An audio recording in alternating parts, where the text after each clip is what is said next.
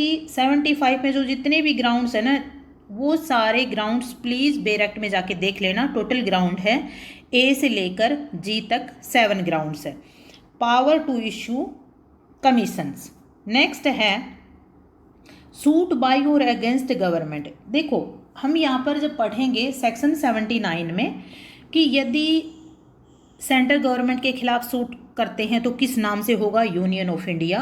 State में होगा तो स्टेट गवर्नमेंट, और यदि जम्मू एंड कश्मीर में होगा, आजकल तो खैर 2019 के बाद जम्मू कश्मीर में भी यही सेम लागू होगा, ठीक है। नेक्स्ट है रेलवे का होगा तो रेलवे मैनेजर के नाम से होगा। 79 एक बार ये देख लेना आप। नेक्स्ट है, बाकी ये आता है बार बार पूछा जाता है। नेक्स्ट है for instituting A suit against government. Government के खिलाफ यदि कोई सूट फाइल किया जाता है तो सूट फाइल करने से पहले 2 महीने का नोटिस देना जरूरी है, और ये प्रोविजन मैंडेटरी है, ठीक है। नेक्स्ट है execution of decree shall not be issued against government. Government के खिलाफ एग्जीक्यूशन की डिक्री कब तक नहीं इश्यू की जाएगी, जब तक 3 महीने डेट ऑफ डिक्री से नहीं निकल गए हों। जैसे डेट ऑफ डिक्री से 3 महीने हो जाते हैं उसी के बाद अटैचमेंट का आदेश दिया जा सकता है, अदरवाइज नहीं। नेक्स्ट है alien enemies residing in India may sue with permission of the central government. देखो एलियन एनिमीज के बारे में बताया है, ठीक है। जो भी एलियन एनिमीज यानी भारत के जो शत्रु देश है ना, वहाँ के जो नागरिक हैं यदि भारत में रहते हैं तो सेंट्रल गवर्नमेंट की परमिशन से ही वो सूट फाइल कर सकते हैं। नेक्स्ट है कि इंटरप्लीडर सूट कितने नंबर सेक्शन में है, 88 में है। कितने नंबर ऑर्डर में है, 35 में है। जो भी इंटरप्लीडर सूट फाइल करता है उस पर्सन का उस सब्जेक्ट मैटर ऑफ सूट में कोई इंटरेस्ट नहीं होता है, ठीक है। नेक्स्ट है कि तो जो भी सूट फाइल करता है एज ए प्लेंटिफ इंटरप्लेडर सूट, तो उसका क्या इंटरेस्ट होता है, वो सिर्फ चार्ज मांगता है, ठीक है।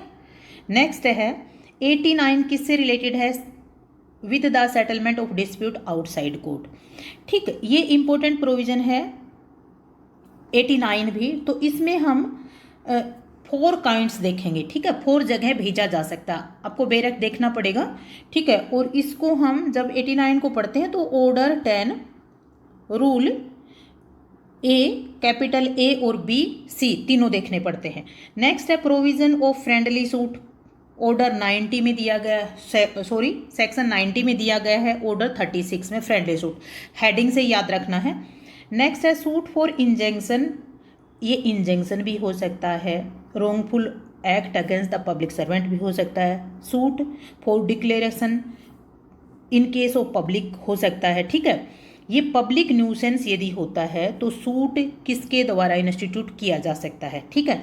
जब हम सेक्शन 91 पढ़ते हैं तो उसमें बताया है कि सूट या तो एडवोकेट जनरल कर सकता है या फिर 2 और मोर पर्सन्स वो with leave of the court कर सकते हैं, ठीक है। नेक्स्ट है कि पब्लिक चैरिटी 92, पब्लिक चैरिटी में भी सेक्शन 92 में कौन सूट कर सकता है, ठीक है। उसमें एडवोकेट जनरल कर सकता है, 2 और more person having interest in the subject matter, ठीक है, वो with leave of the court कर सकते हैं। जिन भी 2 या 2 से अधिक व्यक्तियों का सब्जेक्ट मैटर में इंटरेस्ट है वो कोर्ट की परमिशन से ही पब्लिक चैरिटी में सूट फाइल कर सकता है, सेक्शन 92। 91 और 92 में क्या अंतर है, 91 में जो पर्सन सूट फाइल करने के लिए परमिशन मांगते हैं उनका इंटरेस्ट नहीं होता है, 92 में इंटरेस्ट होता है, ठीक है। नेक्स्ट है सप्लीमेंटल प्रोसीडिंग्स 94, इसमें सप्लीमेंटल प्रोसीडिंग के हेडिंग है वो जरूर देखने हैं। जो कंपनसेशन है यदि 94 में कोई भी ऑर्डर वैसे ही करवा लिया है, उसका सफिशिएंट ग्राउंड नहीं था, तो 95 में जो फाइन इम्पोज की जाती है कंपनसेशन की वो 50,000 से अधिक नहीं होगी। पूरी सीपीसी में 50,000 यहाँ सबसे ज़्यादा है, ठीक है। नेक्स्ट है अपील के प्रोविज़न 96 से लेके 112 तक दिए गए हैं। अपील फ्रॉम ओरिजिनल डिग्री 96 है। अपील एक स्टैचूटरी राइट है। कंसेंट डिक्री में अपील नहीं होती है। सेकंड अपील 100 में है, ठीक है। सेकंड अपील हाई कोर्ट में फाइल की जाती है। ग्राउंड क्या है, सबस्टेंशियल क्वेश्चन ऑफ लॉ यदि है तो सेकंड अपील अलाउ की जाती है। ठीक है। और सेकंड अपील वहाँ नहीं हो सकती है जहाँ पर जो रिकवरी ऑफ मनी सूट है जिसका अमाउंट 25,000 से ज़्यादा नहीं है। 104 में ऑर्डर्स दिए गए हैं जिनकी अपील हो सकती है। देखो, जो ऑर्डर होते हैं वो हमेशा अपील नहीं किए जा सकते हैं, सिर्फ वही ऑर्डर्स अपील किए जा सकते हैं जो लिस्ट 104 सेक्शन में दी गई है, ऑर्डर 43 में दी गई है। ठीक है। डिक्री ऑलवेज अपीलेबल, डिक्री हमेशा अपील की जा सकती है। ठीक है। कुछ एक्सेप्शन वो डायरेक्ट दिए जा सकते हैं। ठीक है। लेकिन अगर डिक्री एंड अपील की बात आती है तो decree is always appealable but order is not always appealable. फिर सेक्शन 113, 114, 115 इनके हेडिंग पक्का याद रखने हैं। 13 में है रेफरेंस। ठीक है। ये हाई कोर्ट में ही किया जाता है। ठीक है। और ये कोर्ट द्वारा रेफर किया जाता है। 114 में रिव्यू है। ठीक है। सॉरी, 115 में ये रिवीजन है। रिवीजन कहाँ है? 115 में, गलती से हो गया है। रिवीजन है 115 में। Reference, review, revision. Reference 113, review 114, revision 115। ठीक है। फिर उसके बाद 122 सेक्शन कहता है कि हाई कोर्ट के पास पावर है कि कुछ रूल से बना सकता है। नेक्स्ट है कि 132 में सर्टेन वुमेन्स हैं, उनको पर्सनल अपीयरेंस से एग्जाम्पशन है। ठीक है। कोई भी यदि कस्टम या यूसेज के अनुसार महिला पर्दे से बाहर नहीं जाती है तो उसको कोर्ट में आने के लिए कंपेल नहीं किया जा सकता है। ठीक है। अच्छा, 132 से लेकर 135A तक आप एक बार देख लेना। ठीक है। क्योंकि 133 में एक लिस्ट है, उस लिस्ट में दिए गए 12 डिग्नेटरीज हैं जिन डिग्नेटरीज को कोर्ट में नहीं बुलाया जा सकता है। ठीक है। कोर्ट में अपीयर होने के लिए कंपेल नहीं किया जा सकता है। और वो सारी डिग्नेटरीज कौन सी हैं? हायर डिग्नेटरीज हैं, जैसे प्रेसिडेंट है, वाइस प्रेसिडेंट है, लोकसभा स्पीकर है। ठीक है। सुप्रीम कोर्ट, हाई कोर्ट के जजेज हैं, मिनिस्टर्स हैं। ठीक है। Administrator of the union territory है। देख लेना, वहाँ से क्वेश्चन आते हैं। नेक्स्ट है जो एफिडेविट है वो किन किन के सामने दी जाती है? ये जज हो सकते हैं, मजिस्ट्रेट हो सकते हैं, नोटेरी हो सकती हैं। ठीक है। तो वहाँ पर एक बात और लिखी गई है कि यदि कोई भी ऐसा अथोराइज्ड पर्सन है जिसको अथॉरिटी दी गई है उसके सामने भी एफिडेविट दी जा सकती है। डॉक्ट्राइन ऑफ रेस्टिट्यूशन 144 है। कैविएट लॉज की जाती है तो वो कैविएट कितने दिन तक इन्फोर्स में रहती है? वो 90 डेज तक इन्फोर्स में रहती है। इनहेरेंट पावर 151 CPC में दी गई है। याद रखना कि इनहेरेंट जो पावर है ना, वो सिविल, जितने भी सिविल कोर्ट्स हैं ना वो सब सिविल कोर्ट्स के पास है।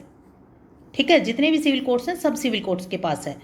Power to correct arithmetical mistake 152 में। देखो 153 में अमेंडमेंट की बात की है, तो 153 में जनरल पावर ऑफ अमेंडमेंट है। 152 में यदि कोई भी क्लैरिकल एरर हो जाता है, अर्थमेटिकल मिस्टेक हो जाती है तो उनको ठीक किया जा सकता है, लेकिन फाइनल डिसाइडेड किसी भी जजमेंट या टिकरी को अमेंड नहीं किया जा सकता है, वो फाइनल होते हैं। ठीक है। फिर हम आते हैं ऑर्डर्स पे। ऑर्डर नंबर 1 रूल 1 में है कि कौन प्लेंटिफ के रूप में ज्वाइन किया जा सकता है। ठीक है। फिर रूल नंबर 3 कहता है कि कौन डिफेंडेंट के रूप में ज्वाइन किया जा सकता है। फिर इम्पोर्टेंट है रिप्रेजेंटेटिव सूट, जो रूल नंबर 8 में है, ऑर्डर 1 के रूल नंबर 8 में, जिसमें बहुत सारी नंबरस पार्टीज़ होनी चाहिए, उन सब पार्टीज़ का सेम इंटरेस्ट हो और वो लीव ऑफ द कोर्ट से की जाती हैं और सारी पार्टीज़ को नोटिस दिया जाता है। Miss joinder, non joinder rule 9 है, और यदि ऐसा कुछ हो जाता है तो मिस ज्वाइंडर, नॉन ज्वाइंडर का जो ऑब्जेक्शन है वो रूल 13 में उठाया जाता है। ठीक है। ऑब्जेक्शन के बारे में बताया है कि यदि कोई ऑब्जेक्शन लेना है तो at the earliest possible stage पर उठाया जाना चाहिए। ठीक है। फिर आता है formal defendant against. Formal defendant कौन होता है? जिसके खिलाफ कोई भी रिलीफ क्लेम नहीं किया गया है। ठीक है। नेक्स्ट है when does the documents are to be produced for inspection, ठीक है, at any time before the settlement of issue, जब हम ऑर्डर 11 पढ़ते हैं और रूल 17 पढ़ते हैं, ठीक है, वहाँ पर दिया गया है। नेक्स्ट है omission to give notice, order 21 rule 22 render the education null void, ठीक है, ये वाला नोटिस देना कंपलसरी है, नहीं तो नल एंड वॉइड कर देगा, ठीक है। नेक्स्ट है ये सेट ऑफ का है गार्नेसी, ठीक है, गार्नेसी इज ए जजमेंट, ये गार्नेसी order is a order prohibiting a judgment debtor from making any payment to the judgment debtor। फिर नेक्स्ट है 64 में private alienation of property after attachment is void, precept 46 में दिया है, हमने पहले भी देखा है, ठीक है। जो ऑर्डर 22 है does not applicable on the proceedings and rate. देखो हमने एक बार जो 10% इम्पोर्टेंट है ना, सिर्फ 10% इम्पोर्टेंट, वो इम्पोर्टेंट प्रोविजंस कर लिए हैं जो AIBE के लिए बच्चे जा रहे हैं ना। अगर आप इन पॉइंट को याद कर लेते हो तो 50% आपके लिए बेयर एक्ट में से ये पता लगाना कि क्वेश्चन कहाँ से आया है, आंसर क्या होगा, देख कर मार्क करना आसान होगा, ठीक है। लेकिन ये पॉइंट्स आपको याद करने होंगे कि कौन से सेक्शन में अपील है, कौन से सेक्शन में रेस्टिट्यूशन का डॉक्ट्राइन है, कौन से में कैविएट की बात करता है, कौन से में इनहेरेंट पावर की बात करता है, ठीक है। तो एटलीस्ट 1 वर्ड करके आपको प्रोविजंस याद करने होंगे, एक 1 गो में आप याद करो, AIBE एग्जाम के लिए बहुत इंपॉर्टेंट है। बाय, जय हिंद, जय भारत।